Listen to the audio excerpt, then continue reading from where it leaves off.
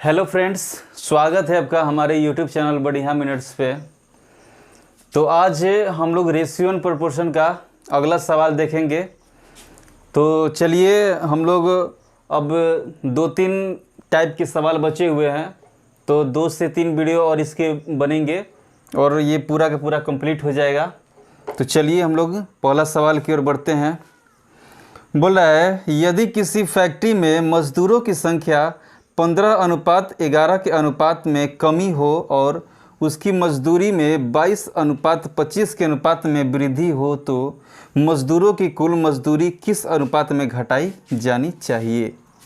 बोला किसी फैक्ट्री में मजदूरों की संख्या, तो संख्या पता हो गया है हमको, संख्या दे दिया है, मजदूरों की संख्या दे दिया है। कितना दिया है मजदूरों की संख्या? तो 15:11, 15:11 दे दिया है। और बोल रहा है कि अनुपात में कमी हो रही है और मजदूरों की जो मजदूरी है उसमें वृद्धि कर रहा है। तो मजदूरी कितना दे रहा है? तो मजदूरी दे रहा है 22:25 के अनुपात में दे रहा है। 22:25 के अनुपात में मजदूरी दे रहा है। तो परिणाम स्वरूप सभी कर्मचारियों के वेतन कुल राशि में परिवर्तन पूछ रहा है। कुल राशि में परिवर्तन, तो कुल राशि में कितना का परिवर्तन आ जाएगा? तो इसे किस तरह बनाएंगे? तो संख्या में संख्या का मान और मजदूरी का मान का गुना कर लेंगे। तो 15 × 21 अनुपात, इसमें भी संख्या का मान और मजदूरी के मान में गुना कर लेते हैं। 11 × 25, तो 5 से कटाएंगे, 3 में 5 15, 5 25, 17 21 और 3 से 11 से कटाते हैं, सॉरी यहाँ पे 22 है। तो 11 दूनी 22, तो 6, 3 दूनी 6, यहाँ पर 5, यानी कि मजदूरों के कुल राशि में अंतर जो आएगा वह 6:5 का आएगा। हमसे यही पूछा ही है कि अनुपात घटाई जाना चाहिए, तो किस मजदूरी किस अनुपात में घटाई जानी चाहिए, यानी कि 6:5 के अनुपात में, 6:5 के अनुपात में घटाई जानी चाहिए। ये हमारा आंसर हो जाएगा। चलिए दोस्तों अगला सवाल देखते हैं। बोला कि एक नियोक्ता अपने कर्मचारियों की संख्या 8:7 के अनुपात में कम कर देता है। एक नियोक्ता है जो अपने कर्मचारियों की संख्या, कर्मचारियों की जो संख्या है ना वह 8:7 के अनुपात में कम कर देता है तथा उसकी मजदूरी 11:13 के अनुपात में बढ़ा देता है। मजदूरी जो है 11:13 के अनुपात में बढ़ा देता है। तो हमसे बोल रहा है तो उसकी कुल मजदूरी के बिल में अंतर आएगा। तो प्रारंभ में 792 थी, प्रारंभ में जो मजदूरी था ना वह 792 था। अब बोला कि उसके टोटल बिल जो होगा उसमें कितना का अंतर आएगा। तो हम लोग क्या करेंगे कि संख्या में और मजदूरी से गुना कर लेंगे। तो 11 × 8 करिएगा तो 88 और 13 7 91। तो पहले मजदूरी कितना हो जाएगा? पहले मजदूरी पहले का मजदूरी 88 और अब कितना है 91। तो अनुपात में 88 और रियल में कितना है 792। तो अनुपात 1 का मान कितना हो जाएगा? अनुपात 1 बराबर 9 आ जाएगा। अनुपात 1 बराबर 9 आ जाएगा। तो हमसे पूछ रहा है कि उनका अंतर कितना का पड़ेगा, अंतर। तो भाई देखिए 88 और 91 में कितना का अंतर है? 88 में और 91 में अंतर देख लेंगे हम लोग। 88 में 91 में 3 का अंतर है। तो अनुपात में कितना का अंतर है? 3 का। और रियल में कितना का अंतर है? 9 का। तो 9 तिया 27 रुपया का हमारा अंतर हो जाएगा।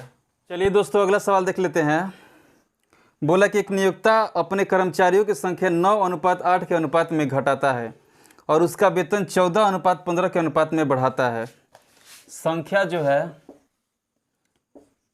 कोई नियोक्ता है, अधिकारी जो है, वो 9:8 के अनुपात में घटाता है। मजदूरों की संख्या 9:8 के अनुपात में कम कर देता है और वेतन जो है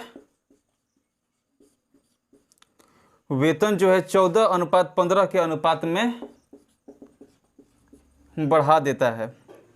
तो बोला है कुल वेतन बिल राशि अंतर जो मूलतः 1890 थी, यानी कि पहले का बिल था, मूलतः का मतलब पहले वाला, पहले का राशि कितना था 1890।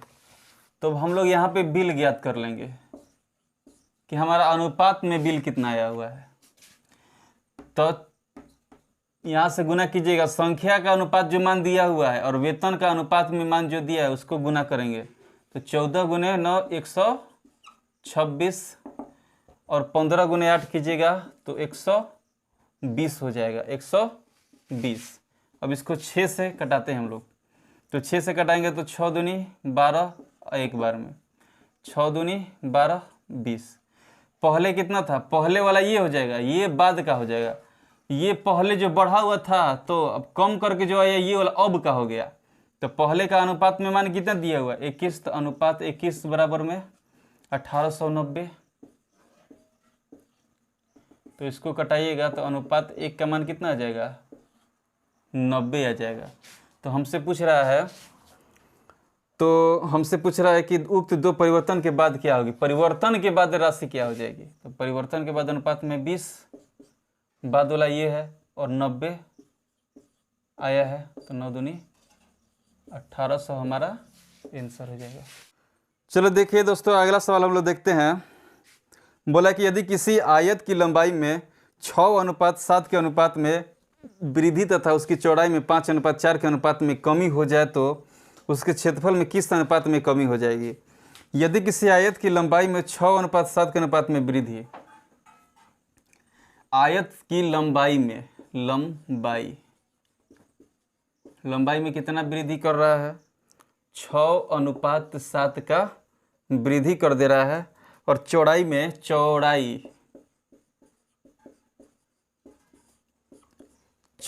जो है 5:4 के अनुपात में कमी कर दे रहा है, 5:4 के अनुपात में कमी कर दे रहा है।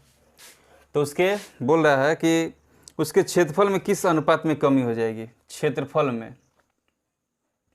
तो क्षेत्रफल में कमी निकालने के लिए किस तरह निकालेंगे,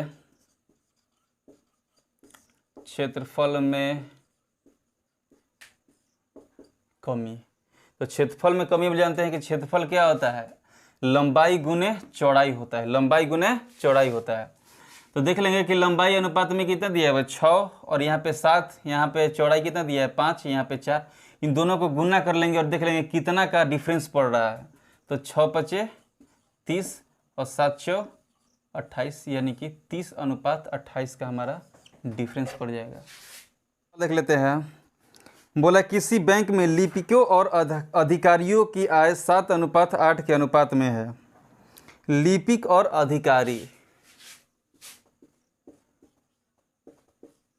लिपिक और अधिकारी,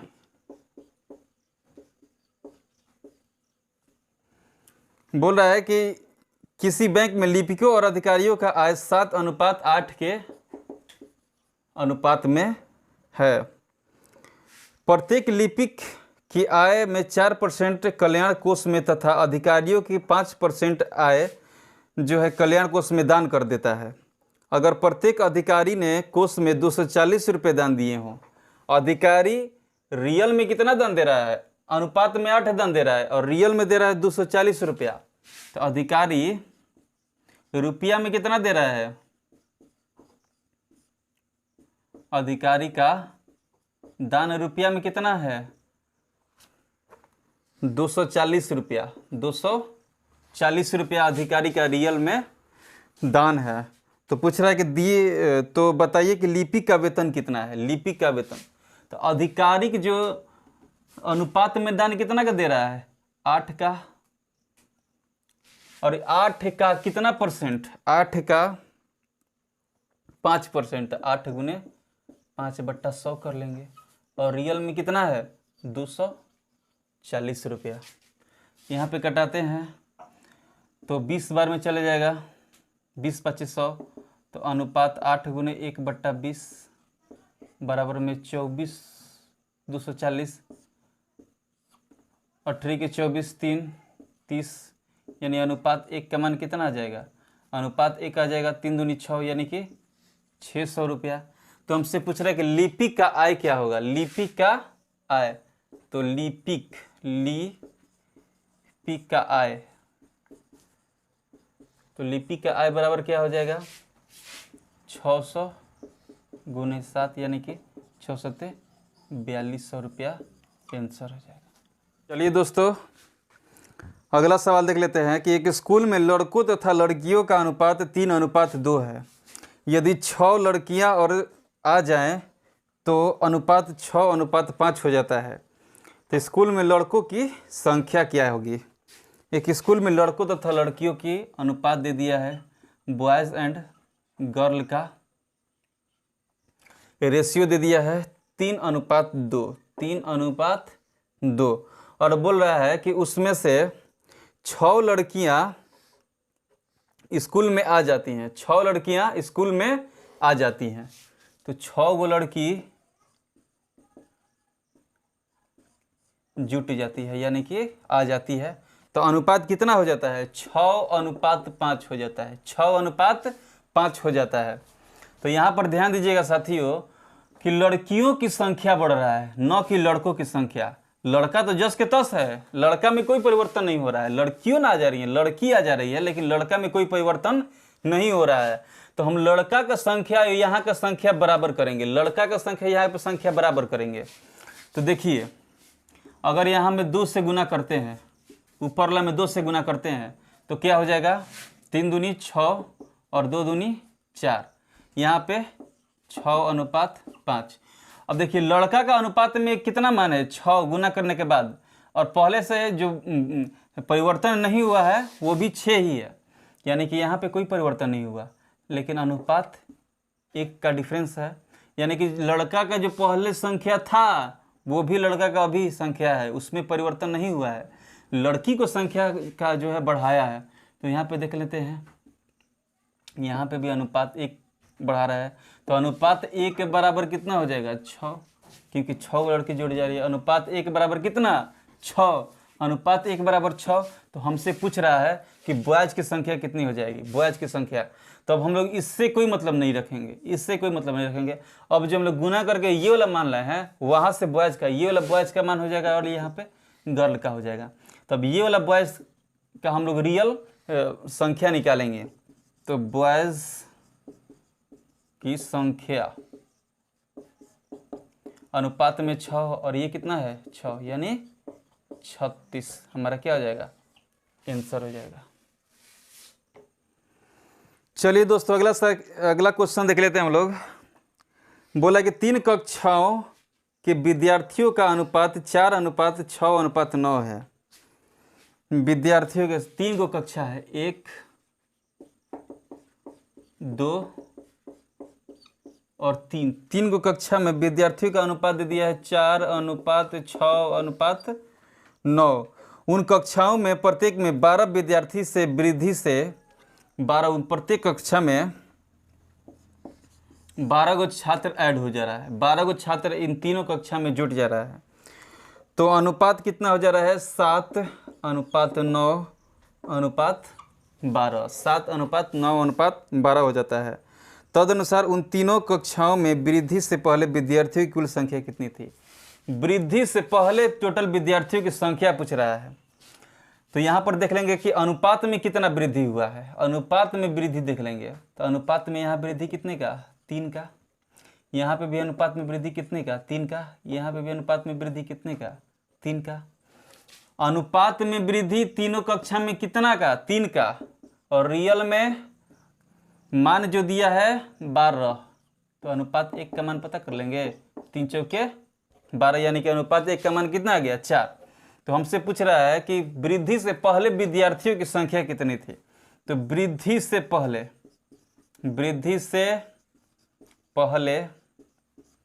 विद्यार्थी बराबर में, देखिएगा अनुपात में 4 है, ये वृद्धि से पहला ही वाला है। 4 6 4 10 और 9 19, अनुपात में 19 गुने 4, 19 चौक 76 हमारा आंसर हो जाएगा। बोल रहा है कि एक महाविद्यालय में लड़कों तथा लड़कियों के अनुपात 5:3 है। बॉयज़ एंड गर्ल का रेशियो दे दिया हुआ है, बॉयज़ का और गर्ल का। ये बॉयज़ है, ये गर्ल का अनुपात दे दिया है 5:3। उसमें से यदि 50 लड़के महाविद्यालय छोड़ दें और 50 लड़कियां महाविद्यालय में आ जाएं, 50 गो लड़का महाविद्यालय छोड़कर चला जा रहा है और 50 गो आ जा रहा है लड़की, तो बोल रहा है तो उसका अनुपात 9:7 हो जाता है। तो अनुपात कितना हो जाता है, 9:7 हो जाता है। तदनुसार विद्यालय में लड़कों की संख्या कितनी थी, लड़कों की संख्या कितनी थी छात्रों की, यानी कि बॉयज़ का संख्या हमसे पूछ रहा है। 50 गो जो है ना वो चला जाता है और 50 गो आ जाता है। तो जब 50 गो चला जा रहा है और 50 गो आ जा रहा है, यानी कि संख्या में परिवर्तन नहीं होगा। जब कोई चीज़ 2 गो व्यक्ति आपके घर से चले जाएं और 2 गो व्यक्ति आपके घर में आ जाएं, तो कोई संख्या में परिवर्तन नहीं होगा, यानी कि वह 50 का ही अंतर पड़ेगा। तो यहाँ पे 50। अब लोग देख लेते हैं कि इसमें कितना का अंतर पड़ रहा है। तो अनुपात में हमारा कितना हो जा रहा है, 4, और यहाँ पे भी अनुपात में 4। लेकिन अब ध्यान दीजिएगा, ये अगर हम लोग अनुपात में यहाँ से घटाकर बराबर करते हैं तो ये गलत हो जाएगा। क्यों गलत हो जाएगा कि यहाँ पे बोल रहा है कि 50 लड़के छोड़कर चले जाते हैं और 50 लड़कियाँ छोड़कर आ जाती हैं, यानी कि वृद्धि नहीं हो रहा है, वहाँ पे वृद्धि नहीं आ रहा है। तो हम लोग यहाँ पर उस संख्या से गुना करेंगे, देखेंगे कि इसमें से किस संख्या से गुना करें कि जो डिफरेंस आएगा वह 1 के आना चाहिए, क्योंकि जो परिवर्तन हुआ उसमें तो कोई चेंज नहीं हुआ, वह 1 के अनुपात में ही हुआ है। तो हम लोग देख लेंगे कि इसमें से किस संख्या से गुना करेंगे कि वह अनुपात 1 के बराबर आ जाएगा। तो मान लीजिए यहाँ पर 2 से गुना करते हैं, 2 से गुना करते हैं तो कितना हो जाएगा, 5 दूनी 10 और 3 दूनी 6, यहाँ पे 9 और यहाँ पे 7। अनुपात 1 यहाँ पे भी आ गया, डिफरेंस निकाले तो, और यहाँ पे भी आ। अब ये सही हो गया है। अब क्योंकि जो 50 लड़के गए और 50 लड़के हैं, डिफरेंस 1 के बराबर हो गया, तो अनुपात 1 के बराबर कितना हो जाएगा, 50। अनुपात 1 बराबर 50। तो हमसे पूछ क्या रहा है, तो हम तदनुसार उस विद्यालय में लड़कों की कुल संख्या क्या थी। लड़कों की संख्या हम पिछली बार बताए थे कि अब जो इसमें गुना कर दी इससे कोई मतलब नहीं रह जाएगा। अब ये वाला रियल मान हो जाएगा, ये वाला बॉयज एंड गर्ल का रियल मान होगा। बॉयज का पूछेगा तो बॉयज वाला अनुपात में गुना कर लेंगे तो मान निकल जाएगा, और गर्ल का पूछेगा तो गर्ल अनुपात में मान गुना कर लेंगे तो मान निकल जाएगा। तो हमको बॉयज वाला पूछा है, तो बॉयज का हमारा अनुपात में मान कितना दिया हुआ है, 10, अनुपात में 10 और गुना यहाँ पर 50, तो कितना हो जाएगा, 500 हमारा आंसर हो जाएगा। चलिए दोस्तों अगला सवाल देखते हैं। बोला कि एक विद्यालय में लड़कियों की संख्या का 10% लड़कों की संख्या के 1/20 के बराबर है। एक विद्यालय में लड़कियों की संख्या का 10%, गर्ल की संख्या, जी से गर्ल जोड़ कर दें, का 10%, 10% का मान 1/10 होता है। लड़कों की संख्या का 1/20 के बराबर है, बॉयज की संख्या का 1/20 के बराबर है। तो हमसे पूछ रहा है कि लड़कों तथा लड़कियों के बीच का अनुपात क्या हो जाएगा। लड़कों तथा लड़कियों के बीच का अनुपात पूछ रहा है। तो यहाँ से देख लीजिए 10 गुने परसेंटेज है तो नीचे ले जाएंगे तो परसेंटेज का मान कितना होता है, 100, तो बट्टा में 100 हो जाएगा। b गुने 1/20, 20 से घटाएंगे 5 बार में 20 × 5 = 100 और 5 दूनी 10, तो G गुने 10 बराबर में B। अब अनुपात निकाल लेते हैं, तो बॉयज़ और गर्ल, ये हो गया बॉय, ये हो गया गर्ल का अनुपात हमसे पूछ रहा है। तो हमको बताए थे कि अगर गुना में कोई चीज़ रहेगा, गुना में यहाँ पे मान लीजिए 1 है तो 1, ठीक, गुना में कोई चीज़ रहेगा तो हम बताते हैं कि जो जिसका दिखता है उसका होता नहीं है, जो जिसका दिखता है उसका होता नहीं है। बॉयज के साथ क्या दिख रहा है, 1 दिख रहा है, तो किसका हो जाएगा, गर्ल का हो जाएगा। तो बॉयज के साथ 1 दिख रहा है तो किसका हो गया, गर्ल का हो गया। गर्ल के साथ क्या दिख रहा है, 2 दिख रहा है, गर्ल के साथ में क्या दिख रहा है, 2 दिख रहा है, तो किसका हो जाएगा, बॉयज का हो जाएगा।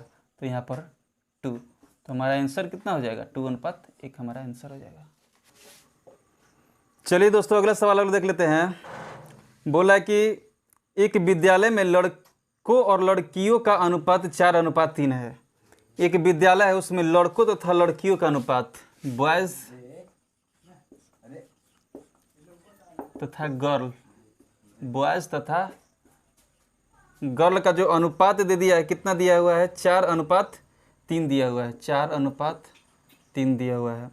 और लड़कियों तथा शिक्षकों का अनुपात 8:1 दिया हुआ है। लड़कियों यानी गर्ल तथा टीचर का अनुपात, टीचर का अनुपात कितना दे दिया हुआ है, 8:1 दिया हुआ है। तो यहाँ पे अब पहले बार बताए थे कि एक व्यक्ति का मान कभी भी अलग अलग नहीं होता है, एक व्यक्ति का मान हमेशा सेम होना चाहिए। तो हम लोग यहाँ पर सेम कर लेंगे।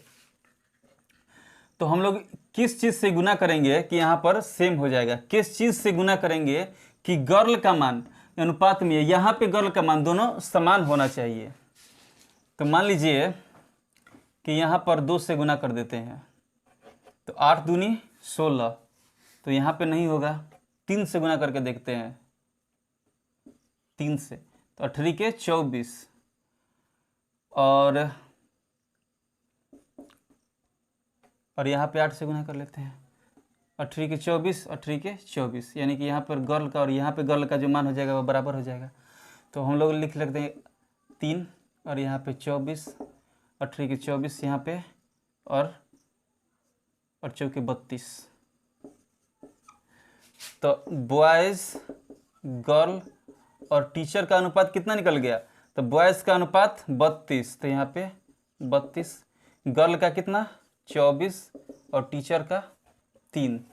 तो हमसे पूछ रहा है कि तदनुसार सभी विद्यार्थी तथा शिक्षकों के बीच का अनुपात क्या होगा। सभी विद्यार्थी, तो विद्यार्थी में बॉयज एंड गर्ल दोनों आ जाएंगे, उनका अनुपात पूछ रहा है।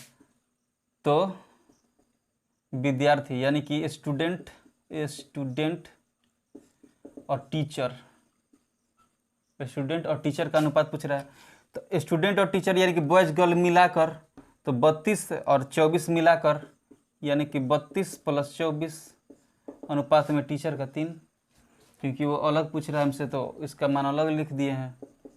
तो 4 2 6, 3 2 5, यानी कि 56:3 हमारा आंसर हो जाएगा।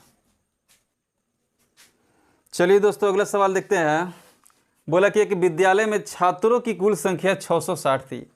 छात्रों की कुल संख्या कितनी थी, 660 थी। उसमें लड़कों तथा लड़कियों का अनुपात 13:9 था। बॉयज तथा गर्ल का अनुपात दे दिया हुआ है। बॉयज तथा गर्ल का अनुपात कितना दिया हुआ है, 13:9, 13:9 दिया हुआ है। कुछ दिन बाद 30 लड़कियां विद्यालय में आ गई और कुछ लड़के चले गए। मतलब कि लड़कियां 30 जुट गई हैं उसमें, विद्यालय में 30 आ गई हैं और कुछ लड़के चले गए हैं, ये नहीं पता है कि कितने लड़के गए हैं, कुछ लड़के चले गए हैं। तदनुसार लड़के तथा लड़कियों का नया अनुपात 6:5 हो जाता है। बॉयज एंड गर्ल का अनुपात कितना होता है, 6:5। थोड़ा सा यहाँ पर ध्यान दीजिएगा कि अगर छोड़कर गई और गर्ल का 30 लड़की जुड़ जाती है तो 9 से 5 थोड़ी ना हो जाएगा। कोई भी संख्या अगर जुड़ता है तो वह बढ़ता है, न कि घट जाता है। तो हम लोग इसको बराबर करेंगे। अगर मान लीजिए यहाँ पर 2 से गुना कर देते हैं, किससे गुना करते हैं, 2 से गुना कर देते हैं। तो 5 दूनी 10 और 6 दूनी 12। तो यहाँ पर क्या कंक्लूजन निकलता है कि अनुपात में लड़की कितना बढ़ी है, एक बढ़ी है, अनुपात में एक लड़की बढ़ी है। और यहाँ पे भी अनुपात में जो बॉयज है ना, अनुपात में एक घटा है, 13 से 12 हुआ है। अब क्वेश्चन में यही दिया हुआ है कि लड़का जो है ना, कुछ लड़कियां आ जाती है और लड़के चले जाते हैं, तो लड़के चले जाते हैं अनुपात में एक में, यानी कि अनुपात एक का मान कितना हो जाएगा, 30 हो जाएगा। अनुपात एक का मान 30 हो जाएगा। तो भाई अनुपात एक का मान में 30 लड़कियां जब बढ़ी हैं तो अनुपात में कितने लड़के गए हुए हैं, तो इतना एक का अंतर है, यानी कि 30 लड़के ही गए हैं। 30 लड़के स्कूल से गए हैं। ये हमारा आंसर हो जाएगा। चलिए दोस्तों, आज हम लोग यहीं तक रहने देते हैं और कल हम लोग अगला टाइप पढ़ेंगे। तो अब हम लोग मिलते हैं अगले सेशन में। धन्यवाद।